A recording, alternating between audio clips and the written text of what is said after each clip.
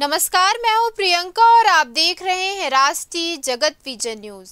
बेमेतरा जिले के नवागढ़ थाना क्षेत्र से दिल दहलाने वाली खबर सामने आई है। इंस्टाग्राम पर समाज को गाली देने के विवाद के चलते एक नाबालिग ने 23 वर्षीय युवक टॉर्जन गायकवाड़ पर चाकू से हमला किया। हमले में युवक की मौके पर ही मौत हो गई। घटना से सतनामी समाज में भारी आक्रोश फैल गया है और लोगों ने तुरंत कार्रवाई की मांग की है। हमला करने वाले आरोपी को हरदी गांव का निवासी बताया जा रहा है।